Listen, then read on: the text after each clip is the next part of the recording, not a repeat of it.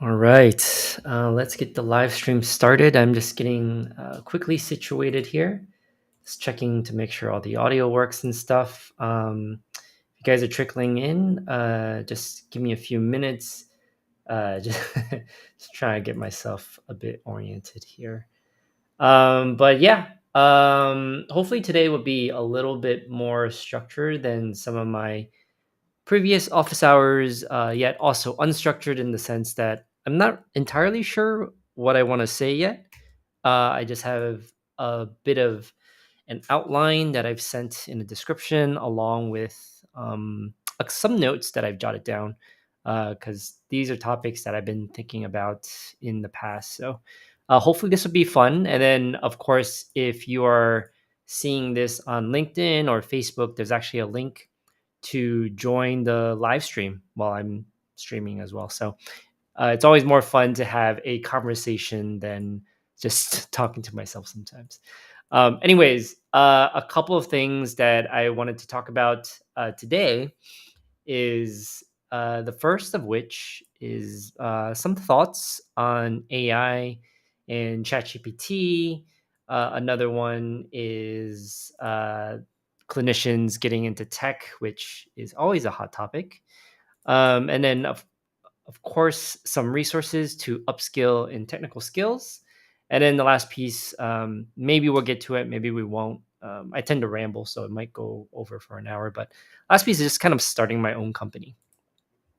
But before jumping into anything, I think I want to give a quick shout out to these four individuals. I started a buy me a coffee a couple months ago, I think now, where it's like just kind of it's kind of buy you a coffee, and it's a way to support the things that you're doing. And um, Casey, Derek, Adriana, and Wend has contributed to that.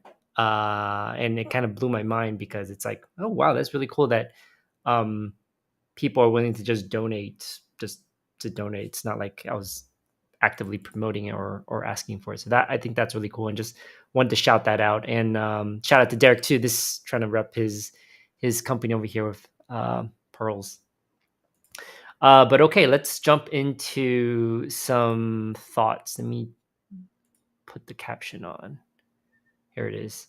Okay, so there's some conversations that I've been having with different colleagues, and just kind of exploring the idea of this on my own in terms of like artificial intelligence, especially as it pertains to healthcare, and then Chat GPT in general. And maybe what I'll start off with is like how I've been using ChatGPT in the last few months. I started using it, I think, when it first came out in November or December, but not really to any meaningful extent. It's just like I might have a use case, and I would just turn on ChatGPT and give that a try. And here's a couple of examples that really started to cement the idea that there's a lot of value that can be extracted from ChatGPT. And the first one is I had a situation where I was given a set of NDCs and trying to make sense of it. And none of it makes sense. You can grab those NDCs and Google search for them, and it just had no meaning to them. They looked like they were incorrect NDCs. And so what I did is I went to the FDA, and the FDA has two freely available directories um, for downloading the product and packaging uh, databases that represent NDCs. The product ones are 8-digit NDCs, and then if you link it to the packaging, it will give you the full output of the um, 10 or 11-digit NDCs. And what I did was I was thinking that there's no way that the list of NDCs I was given were all incorrect. And there's probably something that I could do, starting with the FDA's directory of all NDCs, where I can find some type of pattern to figure out what was going on.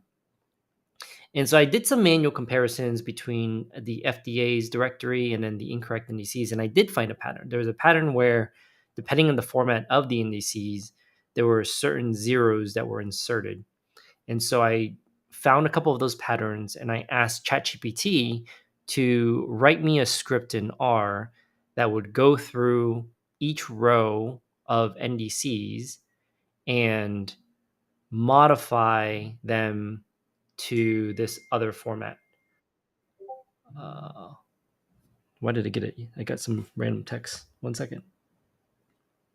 Oh, so in any case, I wrote this script, and I was able to basically identify what went wrong with those NDCs, and it was super fascinating. Um, and basically, they were padding zeros in certain parts of the NDCs and then cutting off the very last two digits of it. And so that's why they were like, you really can't identify what the correct NDCs are.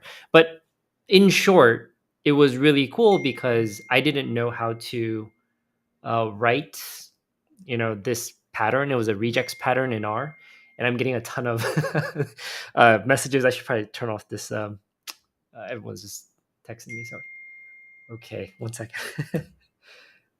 Getting a little distracted here. Um, Anyways, that's one example. Another example is I posted about it on LinkedIn. It's creating a Bayesian network in Python. I have very rudimentary knowledge of Python, but I know some basic examples of how to turn on an IDE for Python, how to load basic libraries, things like that. I didn't know how to obviously create like a Bayesian network, but I was able to. These texts are very distracting. Uh, uh, Write a script in Python to create a Bayesian network, and it was super simple to do. You have a big CSV full of files, and you can basically have ChatGPT write a script that will grab that CSV, turn it into a pandas data frame, create this Bayesian network, and then create this user interface where you can interact with it to predict what a likely diagnosis was based on this data set. So that was super cool.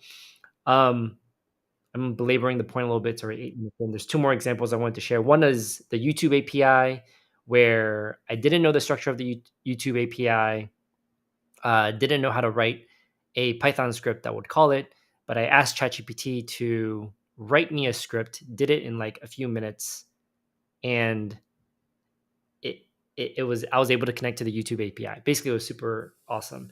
And the last one, which I hope to share in more detail, I might even live stream something about it entirely, is CPIC's API. So CPIC is I need to actually Google it because I always forget their full name.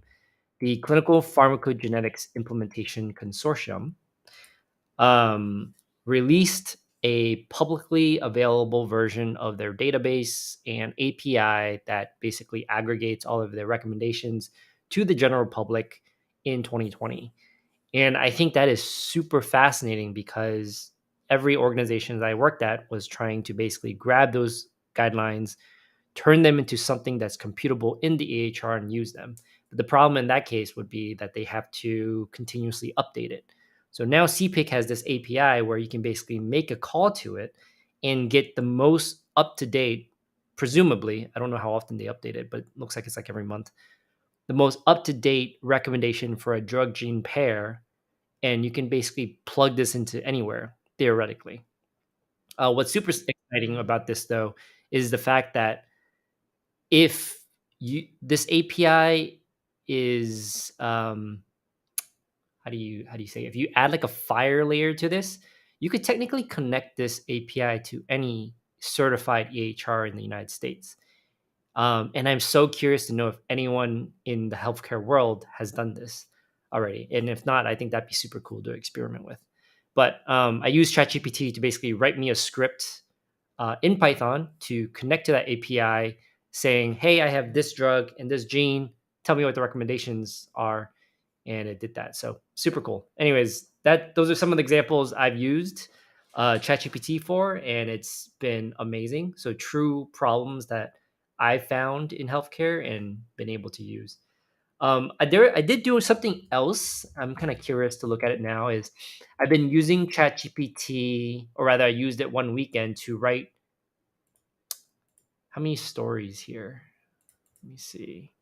Probably like 16 articles from end to end about different topics: travel, engineering, Amazon, finance, random stuff.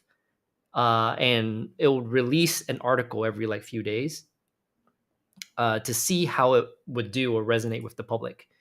Um, I'm kind of curious now. It's been doing okay. So it looks like I've released 10 articles, and there's only 6 reads on it. So it's not great. But I did this on a different account just to see, if people would resonate, how well it'll do in the algorithms.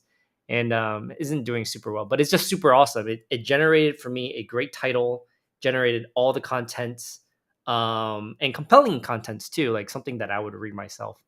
And I just thought that was super cool. Tony says, "Have you seen any obvious mistake use?" Actually, I have. I think that's something I want to share as well. Is um, yeah, it actually goes and segues into the nice place. I think that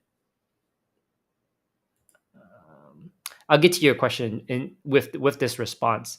So the perspective of healthcare folks on ChatGPT, and I posted about this yesterday, is very pessimistic. I think most people that I interact with right now, or rather I see or whatever, is completely dismissive of anything AI or ChatGPT without even giving it a chance. I think it's very similar to like major technological breakthroughs in society, where like let's go back, I don't know, whenever we were using horses instead of cars. We're like, imagine in a world where we were all getting around by horseback, and it's like someone invents a car. The mindset that people have is probably very dismissive. It's like, what kind of car are you talking about? So, or a plane for that matter. And I think in my mind, that's how a lot of people are thinking about AI. They don't understand it, they don't know the potential, and they just completely dismiss it. And I think it's the entirely wrong mindset to have. At the same time, I do think there's a lot of confirmation bias here, where this is just what I see. I have no idea what the entire population is thinking, so maybe I'm completely wrong. Especially given the popularity of something like ChatGPT.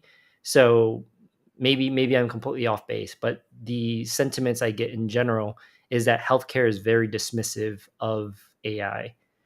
Um, and then to Tony's point is that in my experience using either AI app tools or whatever, and especially ChatGPT, is that it's wrong very, very often. I think like even the examples I gave with using ChatGPT to help me write code, um, 90% of the time, it doesn't get it right in the first time.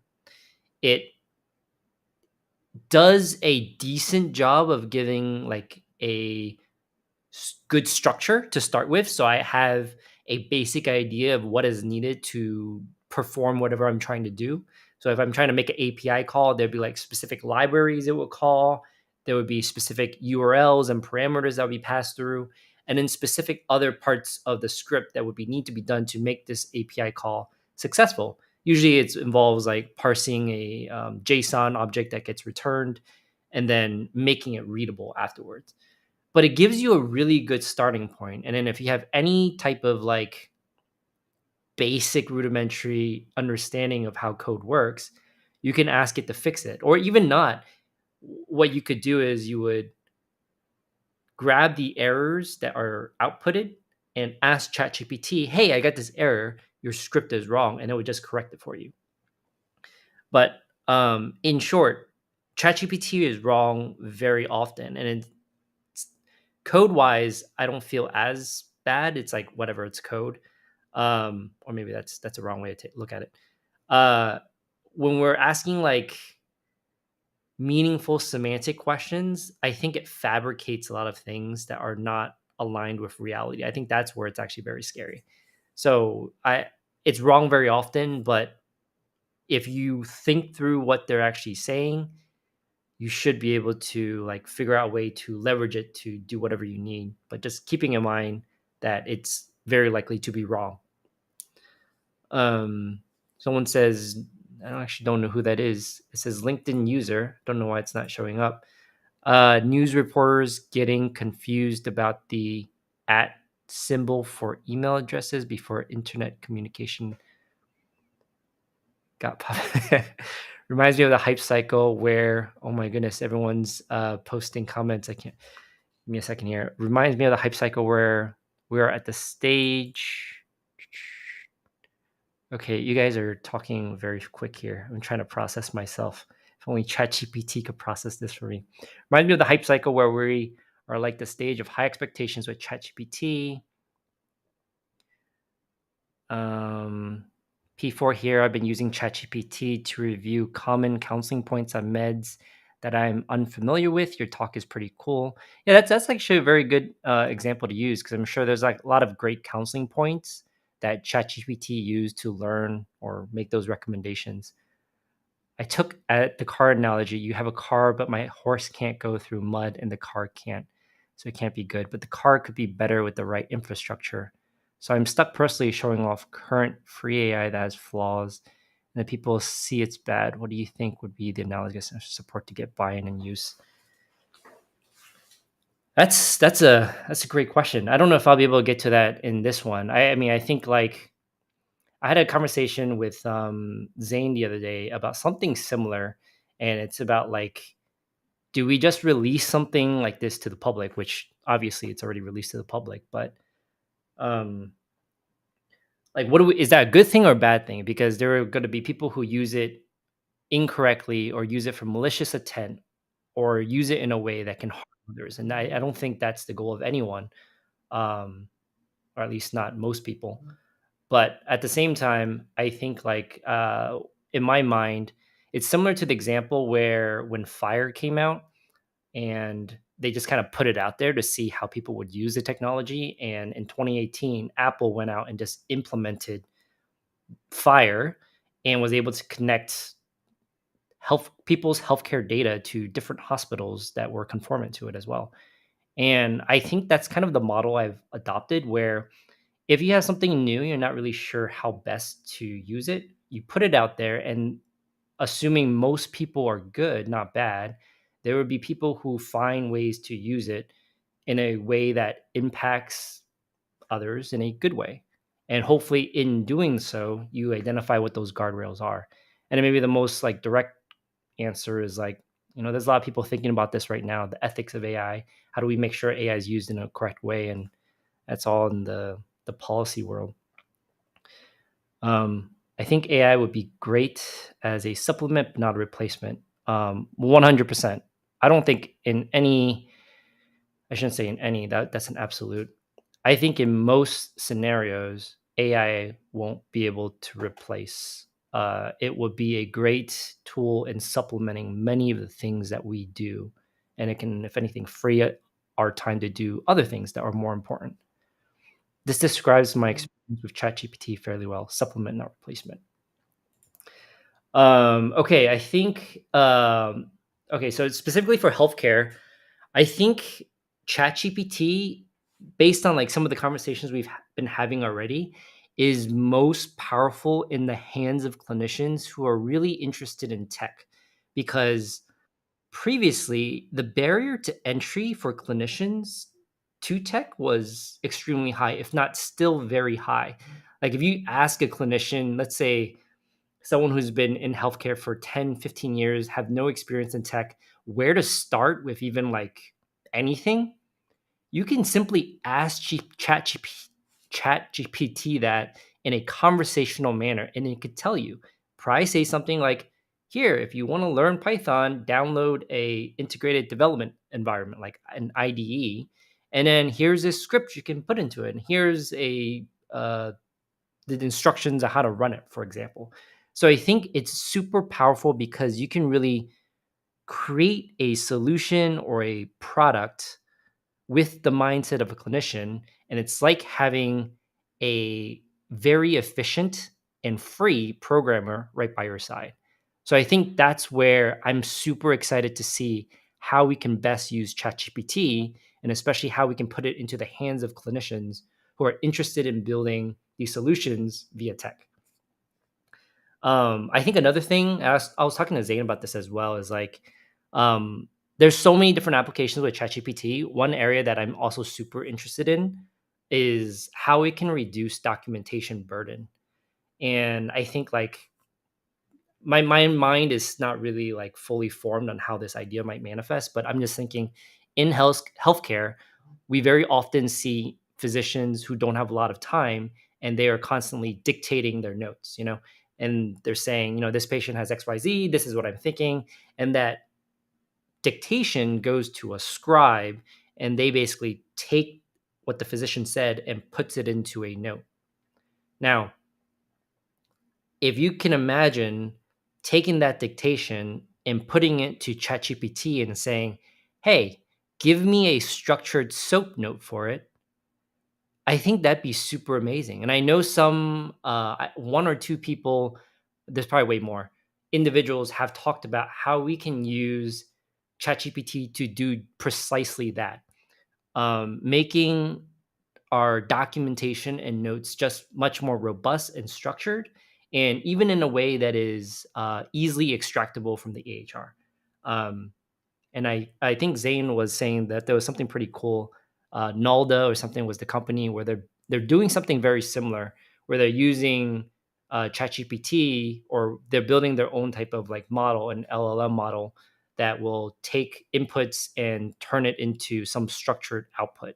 And I feel much more safe there, because like it's the clinician that dictates the input, so they're not going to fabricate something completely different. They just reorganize it. So I think that's a very interesting way of using ChatGPT in a way that reduces documentation burden, which, FYI, we have 4 times the amount of documentation burden as opposed to everywhere around the world, like non-US places. So it's I think a great opportunity. What is this? It says ChatGPT prompt: how do you install Doxy Me with best practices for telemedicine success? Um, I wonder if they'll know something like that. If Doxy Me, yeah, I don't know. That could be pretty cool. They'll probably say something along those lines that may be useful. Another topic I was going to share is, that was the main topics on AI and ChatGPT, and kind of moving on. Maybe everyone's more interested in that. Is kind of this idea of like clinicians getting into tech, and I'm not super sure what other comments I have on this part, but a couple of things. Like I have like three notes that I want to say, and the first thing was like, I think getting into tech seems extremely difficult for most clinicians who have never done it. And I think this can be applied to any industry for that matter. I just think that there are certain thresholds once you hit, it's like, wow, it's actually not very difficult. Like once you know what is um, needed or expected, it's not very difficult. Um, and I think in that manner, um, I'm personally vested in having more clinical or clinicians getting into tech, because I think the blend of the two, or it could be the opposite, tech people getting into healthcare, the blend of the two is really critical to solving the healthcare issues that we have in this day and age. I don't think people who are amazing clinicians purely, or amazing technical people or engineers purely, are going to solve the problems of healthcare that we have in this day and age. I think it's people who have a blend of the two that can make the most impact. So I'm very interested in figuring out what those thresholds are that people need to hit to get to that next level. Either you're a clinician who wants to break into tech, what are those key steps that you really need that makes that aha moment come? And it's like, It's not that bad. And I think that's why I think ChatGPT is so interesting, because I think that's one of those aha moments. Um, the other thing is, like, I think in terms of a barrier of clinicians getting to tech is the different types of roles that are available. I think most clinicians who are interested usually search for whatever their profession they were trained in. So if you're a nurse, you're like, what nurse tech roles are there? And they might search, I don't know, nurse nurse engineer or something like that, or nurse informaticist, or nurse XYZ. Same with pharmacy, same with physicians, same with dentists. And I think that what that makes me think is that they don't. One big problem is people just don't know the types of roles that are available. And then let's say they made it past that hump, what those roles entail. So, for example, even in my role right now, which is a data architect, is like, cool. Now I know that I can search for a job that's a data architect, but what exactly does a data architect to do? What is the data and the life of a data architect like? And I think that's another one of those like big thresholds or blockers that people need to overcome to get into tech. It's like, what do you do? Maybe it's something that you don't even like, which in many cases I've also come across too, where people who do end up transitioning to some type of tech or tech adjacent type role, and they're like, I hate this. So I think it's really important to have that understanding as well. Is like, what exactly do these roles entail?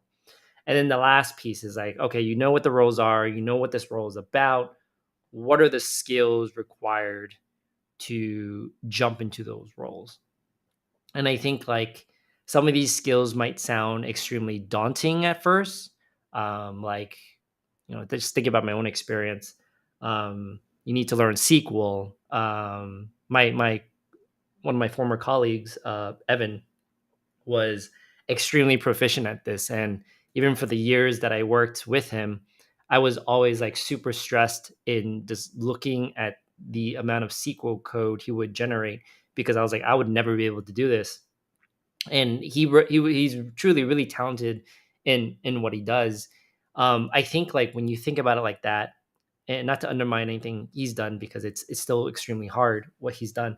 It's the idea that you don't look at the very final skill set that you're interested in, but rather what are the individual steps that you need to take to get there. So, for example, for my role, it was very important that I understood SQL. And I was like, oh man, I finally need to learn this. And it's like, how can I get to where Evan is? One thing was like picking up a book to do very simple exercises. And then the next one would be trying out different SQL exercises at work. And then another one might be just like working with someone else on some SQL related problem. And the whole idea is just like breaking that big goal up into like small pieces.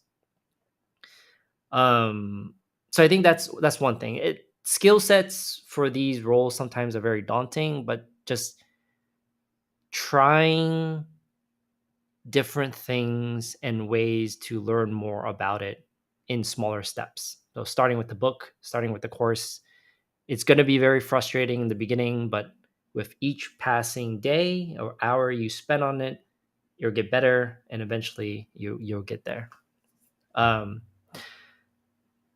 I think that's all most of what I want to say, which boils down to like there's these critical thresholds that I think are blocking people from getting into tech, and it comes down to some of those key things.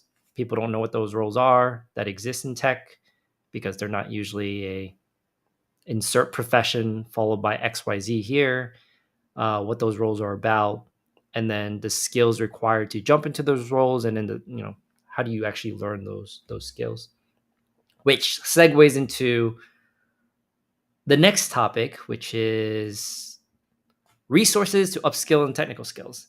A couple of comments here. And I think the first thing is like I have my website listed here because on my website, you can go find courses, and there's a course that I put together. It's not really a course, it's more of a repository for resources. It's free. And one of the reasons I put that together is because every single day I probably get a ton of messages on, hey, I'm a clinician of XYZ. I want to learn how to get into tech. I just don't have any technical skills. Um, my first thought is that there's a lot of easy ways to learn it, and they just don't know where to start or what to learn. So, this repository is meant to show you what I am personally doing. It doesn't mean it's right, doesn't mean it's wrong. It's just showing you as a pharmacist trying to get into tech, or rather, I'm in tech now, a pharmacist that has gotten into tech. What are the skill sets I'm learning? This was actually stuff I was learning before I got in, and this is stuff I'm learning now that I'm in, because there's so much change in tech that it's always important to keep updated. I'm going to talk more about some of the things I'm more focused on now, but in general, there's a course in there. It's called Upskilling Technical Skills for Clinicians, and it shows you exactly the key things I'm learning to make myself uh, better in tech. So go check it out. It's free. The other thing that's related is like it's my mindset and how to think about things. Where I don't think the skill sets should be so focused on just pure coding, which I think most people come at this problem at, where it's like, hey, I'm a clinician trying to get in tech. What programming language should I learn? Should it be R? Should it be Python? Should it be SQL? What exactly should I learn? And I think that approach is also slightly incorrect in the sense that if you're truly interested in doing this, I think having some fundamental knowledge in computer science is more of a prerequisite to learning those hard technical skills, because I think the foundations give you a like frame in how to approach that particular problem, that next problem, like what language to learn. um, and I think it makes you as a clinician think differently and interact differently with engineers who come from more of that background. So you're better able to empathize with them, and you're better able to work together with them. um, but I think it's like a bigger picture thinking. I think if you narrow down as a clinician yourself to like, I need to learn R, I need to learn Python, you completely miss why. And I think that's why the computer science foundation is absolutely critical. You don't have to be like a PhD in computer science, don't get me wrong. You can take like very fundamental courses to shape the way that you think. No different than in healthcare. We don't just, you know, they used to say the moment we graduate from pharmacy school, everything is outdated, which is very true. Um, it's what they teach you in pharmacy school is how you think about things. Also in residency, I think that's akin to computer science for tech. It teaches you how to think through technical problems, so you can approach it and solve it with the correct tool, like SQL, Python, or R. Belabored way of saying Stanford and Harvard, and probably many other places have free courses to their intro to programming, not intro to programming, intro to computer science. It's actually in the course that I listed there. You can go find them. A big shout out to one of my classmates right now. I just talked to her a couple days ago, Ajrar, and she said the Stanford courses are free too. Because I was going to take those courses, but they're actually free. You can find them online. Um, Many of their courses are free, so go check them out. If you're a clinician interested in tech, I think it's a great place to start. They're meant for people who have no programming experience, and they teach you the fundamentals of how you approach technical problems. Now, I will say one issue though, and I've heard this many times from people, is that when you're a clinician and you want to learn how to get into tech or learn some more technical skills, people always complain like this code is so boring because it just doesn't apply to healthcare. And I completely agree. I think one of the most difficult things in learning technical skills is like it just doesn't relate to anything that interests you as a healthcare professional. Um, Something that I like to see more of is problems that pertain to healthcare and how we can teach clinicians how to code via examples that utilize healthcare. I know I'm trying to put together some more resources for that. I think that's part of the why I was sharing some of the examples I had with ChatGPT earlier, because those are actual issues that I've used tech to solve for, and I think that's super fascinating. Um, Before I get to the last section, it looks like maybe I will have time to talk about the company. There's a question from Ellie, and Ellie says, what was the point in your career that made you feel comfortable calling yourself a data architect? I I don't know if I feel comfortable calling myself a data architect now. I think that's something maybe most people seems like feels as well. I have pretty severe imposter syndrome, um, and rightfully so. I think every single day I'm still learning about what exactly a data architect does. I think um, I don't know if I'll ever feel comfortable calling myself a data architect. I think what I try to think about more so, minus the title itself, is like how I can provide the best value to my colleagues and how I can utilize resources to learn more about whatever is needed. I do spend a significant amount of time, um, probably a couple times a week, in just learning more about these pure technical roles and what they do so I can better explain them to other people who are interested.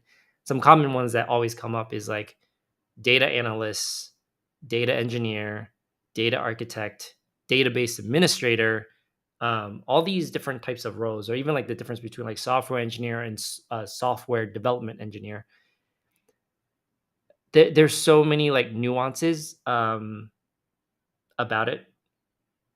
And going back directly to the question is like, one, I don't think I'll ever feel comfortable. Um, but my title is what it is. Like that is my formal title. I am a data architect. So um, I formally introduce myself as that because that's my formal title. In terms of feeling comfortable, I don't think I'll ever feel necessarily comfortable because I think you need a high degree of confidence to do that, and maybe it's just the imposter syndrome that gets to me. Um, so I don't know if that fully answered the question. Uh, Going to the last piece here, and I don't know how interesting this would be for most folks. Um, by the way, I'm kind of sad no one actually joined in the live stream. There's a link to jump into this specific stream right now if you wanted to, and it's on the LinkedIn description. I'll show it down here just in case anyone's interested. You can jump on and we can chat, because I'm just rambling on right now. The last piece is really about starting my own company, and I think when was it? It was probably like 20, was it 16? Maybe 17? I think it was 2017. 2017 or 28, maybe 2018. One of those years, somewhere in 2017 or 2018, I began to binge content from Y Combinator. And I think I originally found them on some like Apple Podcasts. It was like Startup School. And I listened to it all the time.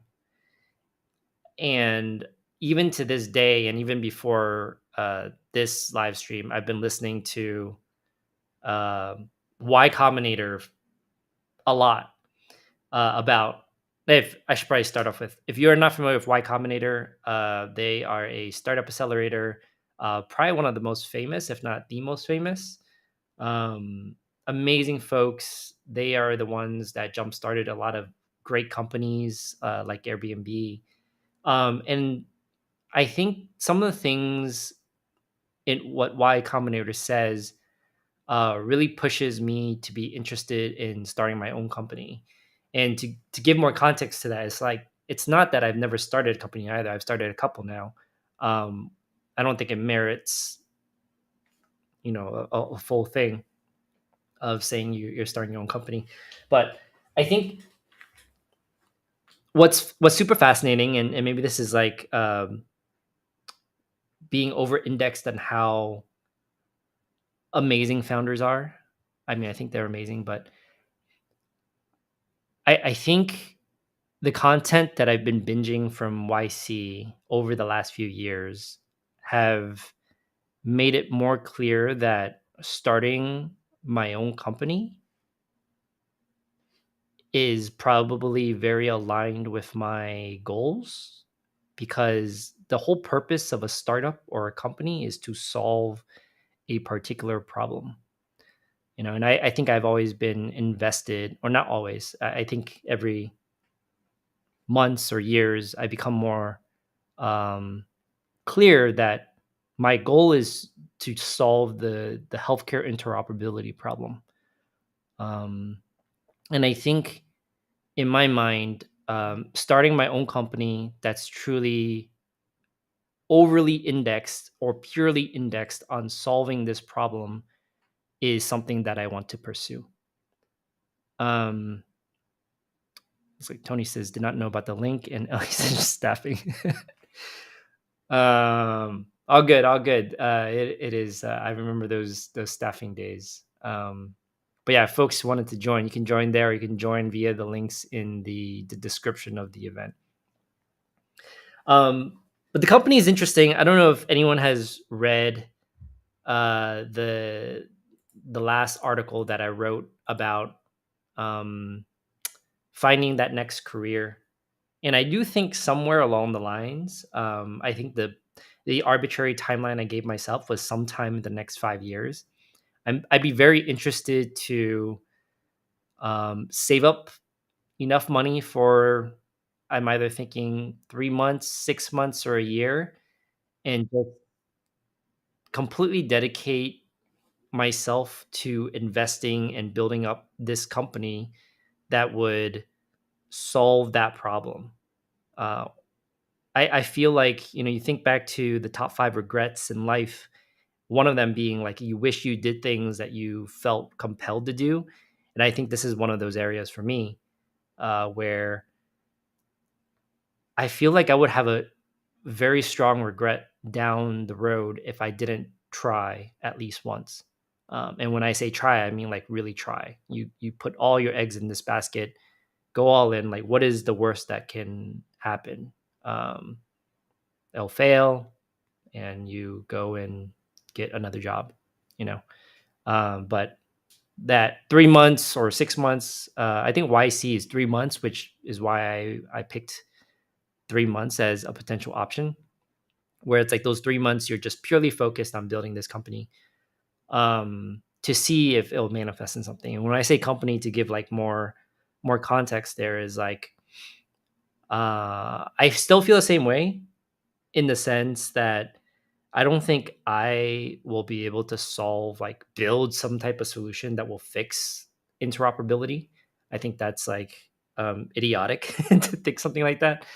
Because originally that was my thought, would be like chasing all these like academic degrees, because I think like the answer is there somewhere. It's in one of these like schools. I don't know where it is, but I want to learn more about it so I can go and like spend my time and effort in solving it. But my mindset has shifted over the years to where it's like I'm going to continue learning, and I'm going to take those learnings and package them into these curated pieces of content that resonate with clinicians interested in tech, or engineers interested in healthcare, where it better gets them, if not more people, interested and able to very laser focused in on this problem to solve it. which gets to the whole goal of the company. Um, it's to train people. It would be something akin to a education type company where it's providing value to either universities, schools, or individuals that are interested in solving this problem and can learn more about it. And that's the whole idea of the company. Sometime in the next 5 years is what it is. Uh, Ellie says, Can you be specific about the interoperability problem you're talking about?" Yeah, yeah, absolutely. I think I'm trying to think back to like where I came across this, but like the classic example that I think about is like if you go and sign up, let's say you move to a new city, you know, like I'm currently in DC. Let's say I go to Boston. In Boston, I probably need to find a new doctor, a dentist, maybe a nearby hospital wherever I would go, things like that, eye doctor. And every time I go to one of those places, I need to fill out a new form. Hopefully, it's electronic, but even most recently, I went to my optometrist here, and they're just having me fill out these paper forms, and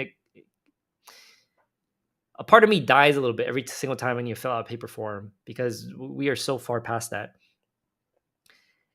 Why do we do this?